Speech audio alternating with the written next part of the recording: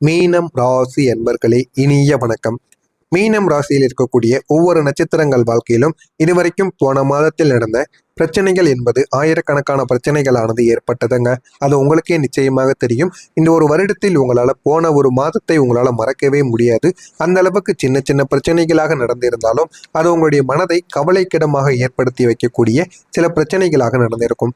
மௌனமாக விலகிய உறவு, ஆழமாக உடைந்த மனம். இந்த ஒரு நேரத்துல மீனம் ராசிக்காரர்களுக்கு போன ஒரு மாதத்தில் நடந்த பிரிவு, வெளியில் பெரிய சண்டையோ கூச்சலோ இல்லாமல் நிச்சயமாக நடந்திருக்கும்.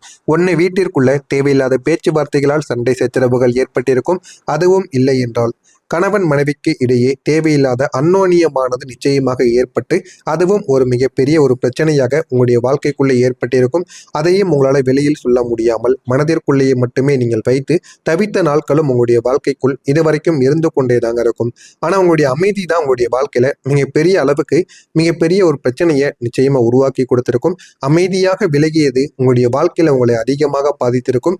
நீங்கள் விலகி இருக்க மாட்டீங்க. உங்க கூட இருக்கக்கூடிய நபர்கள் அவர்கள் ஏதோ ஒன்றை மனதில் வைத்துக்கொண்டு உங்களை தவறாக புரிந்து கொண்டு உங்களுடைய வாழ்க்கையை விட்டு போன ஒரு மாதத்தில் உங்களை விட்டு தூரமாக போயிருப்பாங்க. ஆனா அவங்க ஏன் போனாங்க, எதற்காக போனாங்க அப்படின்னு உங்களுக்கு இன்னமும் தெரியாது.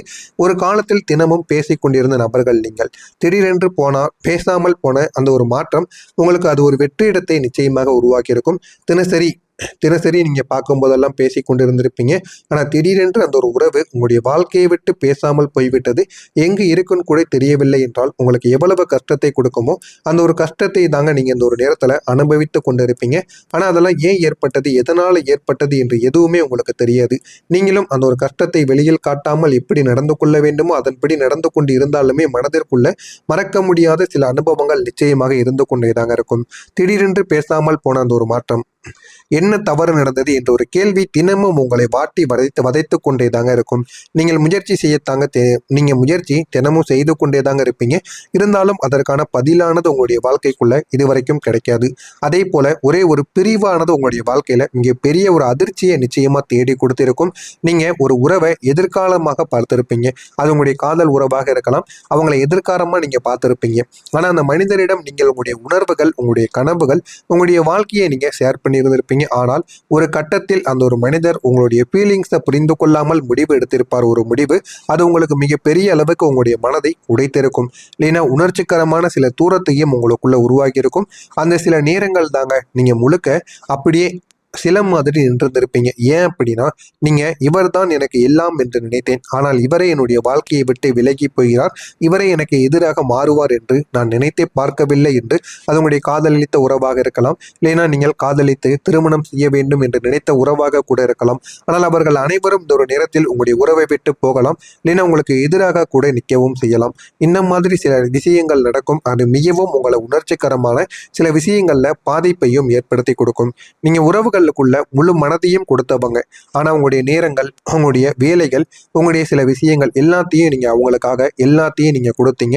அவங்க என்னுடைய வாழ்க்கைக்குள்ள வந்தால் போதும் என்கிற ஒரு மனநிலைக்கு கூட நீங்க போனீங்க. இருந்தாலும் அந்த உறவுகள் ஆரம்பத்தில் நன்றாகத்தாங்க இருந்தது. ஆனா போக போக அவங்களுடைய வாழ்க்கையில ஏன் இந்த மாதிரி மாறினாங்க அப்படின்னு எதுவுமே தெரியாமல் உங்களுடைய வாழ்க்கைக்குள்ள பிரச்சனைக்கு மேல பிரச்சனைகள் ஏற்பட்டு கொண்டேதாங்க இருக்கும்.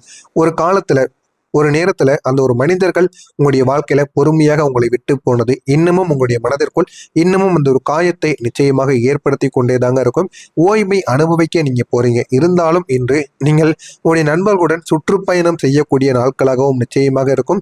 அந்த பிரிவு ஒரு பக்கம் இருந்தாலும் இன்னும் சில நண்பர்கள் உங்களுடைய பிரிவிலிருந்து வெளியில் கொண்டு வருவதற்காக, உங்களுடைய வாழ்க்கைக்குள்ள சின்ன சின்ன விஷயங்களை மறக்க வைப்பதற்காக வெளியூரில் எங்கேயாச்சும் போகலாம் என்று கூறுவார்கள். அந்த நாள் நீங்க இந்த ஒரு நேரத்துல வெளியில் செல்வதற்கான வாய்ப்பு நிச்சயமாக இருக்கும். நீங்கள் பணத்தையும் சிந்தனையுடன் செலவிடுங்கள். பணத்தை இழப்பதற்கான வாய்ப்புகள் அதிகமாக இருக்கும். எனவே முடிந்த அளவுக்கு நீங்கள் பணத்தை கொஞ்சம் கவனத்துடன் நடந்து கொள்வது உங்களுக்கு மிகவும் நல்லது. அப்படி கவனத்துடன் நடந்தால் மட்டுமே உங்களுடைய வாழ்க்கையில ஏகப்பட்ட மாற்றங்கள் என்பது நிச்சயமாக நடக்கும். நான் கூறுவது சரியா தவறா என்பதை கமெண்ட் வழியாக கூறுங்கள். வரக்கூடிய இந்த ஒரு தேதிக்கு பிறகு மீனம் ராசி வாழ்க்கையில மிகப்பெரிய ஒரு மாற்றங்கள் என்பது நிச்சயமாக நடக்கும். நடக்கிறதா இல்லையா என்பதை கவனமாக பார்த்து தெரிந்து கொள்ளுங்கள். வரக்கூடிய இந்த ஒரு நாளுக்கு பிறகு மீனம் ராசி நேயர்களே, தனஸ்தானத்தில் சூரிய பகவான் உச்சம் பெறுவதால் பொருளாதார ரீதியாக ஏற்றம் காணக்கூடிய மாதமாக உங்களுக்கு இந்த ஒரு மாதமானது அமையும். ஆனால் போன மாதங்கள் முழுவதும் உங்களுக்கு பணம் தட்டுப்பாடு, பணம் கையில் வந்தாலும் எப்படி செலவழிகிறது, எந்த ஒரு செலவானது ஏற்படுகிறது, மருத்துவ செலவு, உடல்நிலை செலவு என்று ஏதாவது ஒன்று ஏற்பட்டு உங்களுடைய கையில் பணமானது இல்லாமல் பிரச்சனைக்கு மேல பிரச்சனைகள் பணம் ரீதியாக ஏற்பட்டு கொண்டே இருந்தது. ஆனால் இந்த ஒரு நேரத்தில் தனஸ்தானமே, இந்த தனஸ்தானத்துல சூரிய பகவான் அமர்ந்திருப்பதால் எல்லா விதமான பண பிரச்சனைகளும் இந்த ஒரு மாதத்தில் உங்களுக்கு தெரிந்துவிடும். முடிந்த அளவுக்கு கடனையும் இந்த ஒரு நேரத்தில் நீங்கள் கட்டியும் முடித்தும் விடுவீங்க. பேச்சாற்றல் காரியங்களை நீங்கள் சாதிக்கக்கூடிய வல்லமை மிக்க மனிதர்களாக மாறிவிடுவீங்க. பேச்சாற்றலால் ஏதாவது வேலை வாய்ப்பை நீங்கள் வாங்க வேண்டும் என்றால் இந்த ஒரு நேரத்தில் நீங்க வாங்கி விடுவீங்க. அதற்கான எல்லா விதமான வேலைகளையும் நீங்கள் பார்த்து கொண்டு தாங்க இருப்பீங்க. அதனால முடிந்த அளவுக்கு இந்த ஒரு நேரத்துல வேலை வாய்ப்புகள் உங்களுக்கு நிச்சயமாக கிடைக்கும். நீங்கள் உங்களுடைய பேச்சை நன்றாக பேசி இருந்தீர்கள் என்றால் உங்களுடைய வாழ்க்கையில போதுமான அளவுக்கு உங்களுக்கு வெற்றி என்பது நிச்சயமாக கிடைக்கவும் செய்யுங்க. உங்களுடைய கிரக நிலைகள் அதனுடைய தாக்கங்களும் உங்களுக்கு இந்த ஒரு நேரத்தில் இருக்கும். சூரிய பகவான் சூரியன் ராசிக்கு 2ஆம் இடமான தனஸ்தானத்தில் சூரியன் உச்சம் பெறுவதால் உங்களுடைய பேச்சால் பல கடினமான காரியங்களையும் நீங்க சாதிக்கக்கூடிய வாய்ப்புகள் இருக்கும். குடும்பத்திலும் சுப நிகழ்ச்சிகள் நடப்பதற்கான வாய்ப்புகளும் உங்களுக்கு நிச்சயமாக இருக்கும். ஆனால் நீங்கள் தைரியமாக தன்னம்பிக்கையுடன் எந்த ஒரு முடிவிலும் நீங்கள் இறங்கி விட்டீர்கள் என்றால் அதில் உங்களுக்கு போதுமான அளவுக்கு வெற்றி தன்னாலேயே வந்து சேர்ந்து விடுங்க. இருந்தாலுமே உஷ்ணம் தொடர்பான உபாதைகள் உங்களுக்கு வருவதற்கான வாய்ப்புகளும் இருப்பதால் உணவை கட்டுப்பாட்டில் நீங்கள் கவனமாக எடுத்துக்கொள்வதும் உங்களுக்கு மிகவும் நல்லது. எனவே உடல் ரீதியான எந்த விதமான பிரச்சனைகளும் வராமல் உங்களை நீங்கள் தாங்க பாதுகாத்து கொள்ள வேண்டும். ஏனென்றால் உணவை நீங்க எப்படி எடுத்துக்கொள்கிறீர்களோ அந்த அளவுக்கு தாங்க உங்களுடைய வாழ்க்கையில நன்மைகள் இனிமே உங்களுக்கு நிச்சயமாக கிடைக்கவும் செய்யுங்க. அதே போல செவ்வாய் பகவான் இந்த ஒரு நேரத்தில் உங்களுக்கு இரத்த அழுத்தம் மற்றும் கோபத்தை குறைத்து கொள்ள வேண்டும். இல்லை என்றால் உங்களுக்கு இரத்த அழுத்தமும் கோபமும் அதிகமாக வந்துவிடும். எனவே செவ்வாய் பகவான் முடிந்த அளவுக்கு உங்களுடைய ராசியில் அமர்ந்திருக்கிறார். அதனால் இந்த ஒரு நேரத்தில் என்ன செய்யணும் என்ன செய்யக்கூடாது என்பதில் தெளிவான சில முடிவுகளை எடுப்பது தாங்க உங்களுக்கு மிகவும் நல்லது. எனவே எந்த ஒரு நேரத்திலும் நீங்கள் கோபப்பட வேண்டாம். கோபத்தை முடிந்த அளவுக்கு நீங்க கட்டுப்பாட்டிற்குள் வைத்துக் கொள்ளுங்கள். அதுதாங்க உங்களுக்கு முடிந்த அளவுக்கு நன்மைகளை உங்களுக்குன்னு தேடி கொடுக்கும். எல்லார் மீதும் கோபப்பட்டு எதுவும் கிடைக்க போகாது. அதை நீங்க முழுமைக்கும் எப்பொழுது புரிந்து கொள்கிறீங்களோ அப்பொழுதுதான் உங்களுடைய வாழ்க்கையில வெற்றிக்கு மேல வெற்றி என்பது நிச்சயமாக கிடைக்கவும் செய்யுங்க. அதே போல வருமானம் இந்த ஒரு நேரத்தில் உங்களுக்கு நிச்சயமாக கிடைக்க ஆரம்பிக்கும். செவ்வாய் பகவான் இந்த ஒரு நேரத்தில் பணப்புழக்கத்தையும் தாராளமாக உங்களுக்குள்ள ஏற்படுத்தி கொடுப்பார்.